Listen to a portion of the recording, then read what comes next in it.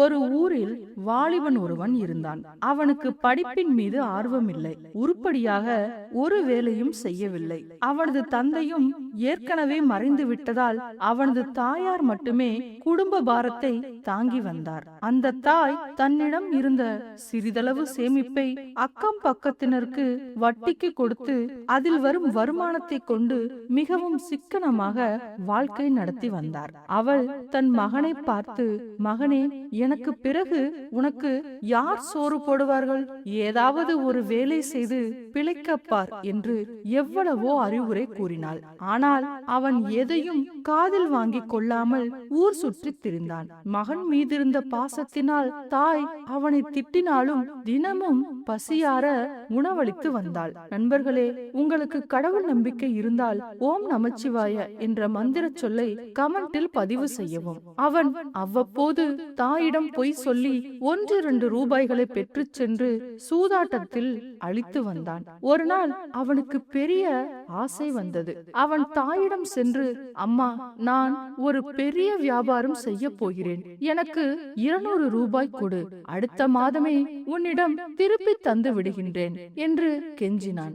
மகனின் போக்கை அறிந்த தாய் பணம் கொடுக்க மறுத்து விட்டாள். தாயிடமிருந்து எப்படியாவது பணத்தை கறக்க நினைத்த அவன் ஒரு காவலருடன் சேர்ந்து ரகசிய திட்டம் தீட்டினான். அம்மாவிடம் இருந்து பணத்தை பறித்து விடலாம், அதில் உமக்கு சரிபாதி தருகிறேன் என்று காவலரிடம் ஆசை காட்டினான். அன்று இரவு அந்த காவலர் அந்த வாலிபனை பிடித்து இழுத்து கொண்டு அவனது தாயின் முன்னே வந்து நின்றார். அவர் உரத்த குரலில், அம்மா, உன் மகன் சூதாடிய போது கையும் களவுமாக சிக்கினான். அவனை நீதிமன்றத்தில் நிறுத்தப் போகிறோம். இப்போது 100 ரூபாய் அபராதம் கட்டினால் அவனை விட்டு விடுகிறேன். இல்லையெனில் 3 மாதம் சிறையில் தள்ள வேண்டியிருக்கும்.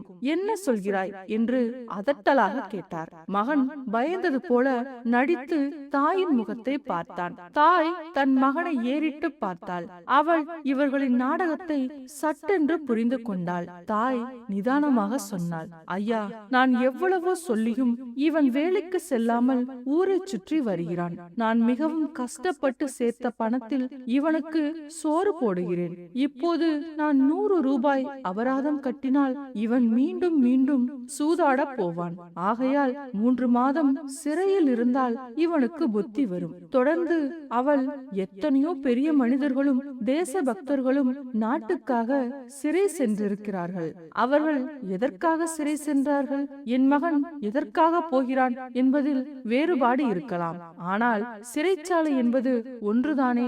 அங்கே போய் அவன் திருந்தி வரட்டும் என்று முகத்தில் அடித்தார் போல கூறினாள். திட்டம் பலிக்காமல் போனதையும் பணம் கிடைக்காது என்பதையும் உணர்ந்த காவலர் அந்த வாலிபனை திட்டிக் கொண்டே வெளியே அழைத்து சென்றார். தாயை ஏமாற்ற நினைத்த மகனுக்கு ஏமாற்றமே மிஞ்சியது. உழைக்காமல் குறுக்கு வழியில் பணம் ஈட்ட நினைத்தால் இறுதியில் அவமானமும் ஏமாற்றமுமே மிஞ்சும். தாயின் அன்பை மெத்தனமாக நினைப்பவர்கள் ஒருபோதும் வெற்றி பெற முடியாது. நண்பர்களே, இந்த வீடியோக்கு நீங்க இன்னும் லைக் கமெண்ட் பண்ணவில்லை என்றால் ஒரு லைக் கமெண்ட் பண்ணுங்க. ஒரு காட்டில் ஒரு சிறிய செடி ஒன்று இருந்தது. அந்த செடிக்கு இலைகளே இல்லை, வெறும் முட்கள் தான் இருந்தன.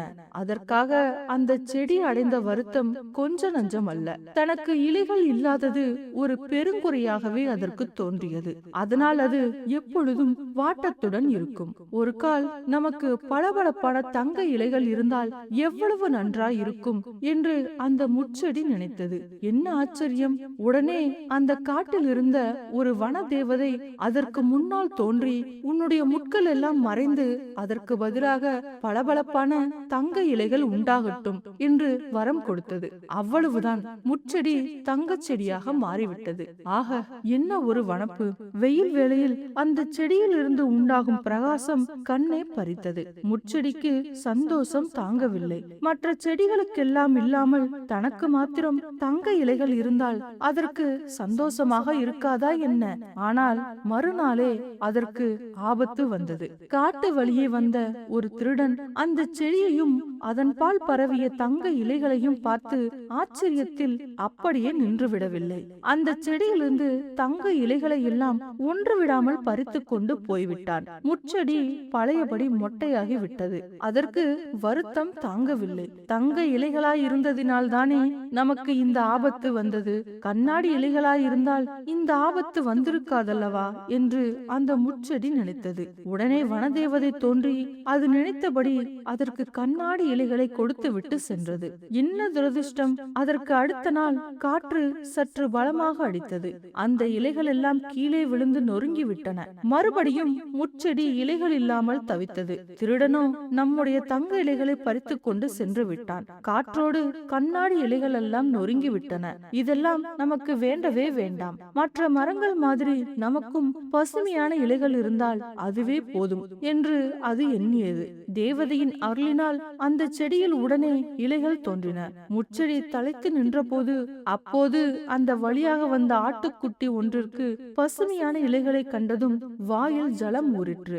ஆகவே அது அந்த செடியிலிருந்து இலைகளை எல்லாம் ஒன்று விடாமல் தின்றுவிட்டு போய்விட்டது. பாவம் முச்செடி என்ன செய்யும்? அதற்கு அழுகையும் ஆத்திரமும் பொங்கிக் கொண்டு வந்தது. மற்ற மரங்களைப் போல் நமக்கும் இலைகள் இல்லையே என்று நினைத்து வருந்தியதற்கு தங்க இலைகள் கிடைத்தன. அவை திருட்டு போகவே கண்ணாடி இலைகள் கிடைத்தன. கண்ணாடி இலைகளும் காற்று அடித்து நொறுங்கி விட்டன. பிறகு பசுமையான இலைகள் உண்டாயின. அந்த இலைகளாவது நிலைத்து நிற்கும் என்று பார்த்தால் அவற்றையும் அந்த பாலும் ஆடு வந்து தின்று விட்டது. நமக்கு எந்த இலைகள் இருந்தாலும் இப்படி ஆபத்தாகத்தான் வந்து முடியுமோ? சரி சரி, நாம் பழையபடி முச்செடியாக இருந்தாலே போதும் என்று நினைத்து அது கண்ணீர் விட்டது. அடுத்த நிமிடம் அதற்கு முன்னால் தோன்றிய வனதேவதை பழையபடி அதை முச்செடியாக மாற்றிவிட்டு மறைந்தது. இந்த முட்கள் தான் நம் உயிரை இத்தனை காலம் காப்பாற்றி வந்தன. இது தெரியாமல் நாம் என்னவில்லாமோ எண்ணி வீணாக வருந்தினோமே என்று நினைத்து முச்செடி தனக்குள் சிரித்துக் கொண்டது. அதற்கு இப்போது எவ்வித ஆசையும் இல்லை, ஆபத்தும் இல்லை. நண்பர்களே, இந்த வீடியோக்கு நீங்க இன்னும் லைக் கமெண்ட் பண்ணவில்லை என்றால் ஒரு லைக் கமெண்ட் பண்ணுங்க. கிராமத்தில் இருந்த அரசு பள்ளி. அந்த பள்ளி மிகவும் பழையது. சுவர்கள் மங்கிய நிறத்தில் இருந்தாலும் அந்த இடத்தில் பல தலைமுறைகளின் கனவுகள் வளர்ந்திருந்தன. அந்த பள்ளியில் தினமும் ஒரு பெரிய இரும்பு மணி ஒலித்துக் கொண்டிருக்கும். காலை பள்ளி தொடங்கும் நேரம், மதிய உணவு நேரம், மாலை பள்ளி முடியும் நேரம். அந்த மணியை அடிப்பது பள்ளியின் வயதான காவலாளி ராமசாமி. அவரை எல்லா மாணவர்களும் மணித்தாத்தா என்று அழைப்பார்கள். காலை 7 மணிக்கு அவர் பள்ளிக்கு வந்து விடுவார். மைதானத்தை சுத்தம் செய்வார். மரங்களின் கீழே விழுந்த இலைகளை அகற்றுவார். பிறகு அந்த பழைய மணியை கயிற்றால் இழுத்து அடிப்பார். அந்த ஒளி கிராமம் முழுவதும் கேட்கும். அந்த ஒளி கேட்டாலே குழந்தைகள் ஓடி வந்து பள்ளிக்குள் நுழைவார்கள். ஒரு நாள் ஒரு சிறுவன் ராமசாமியிடம் கேட்டான், தாத்தா, நீங்கள் தினமும் இந்த மணியை அடிக்கிறீர்கள், உங்களுக்கு சலிப்பு வராதா?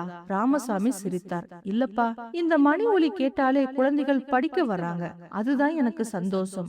ஆண்டுகள் கடந்து சென்றன. பழைய பள்ளி கட்டிடம் இடிக்கப்பட்டு புதிய கட்டிடம் கட்டப்பட்டது. புதிய மேஜைகள், புதிய வகுப்பறைகள் எல்லாம் மாறிவிட்டது.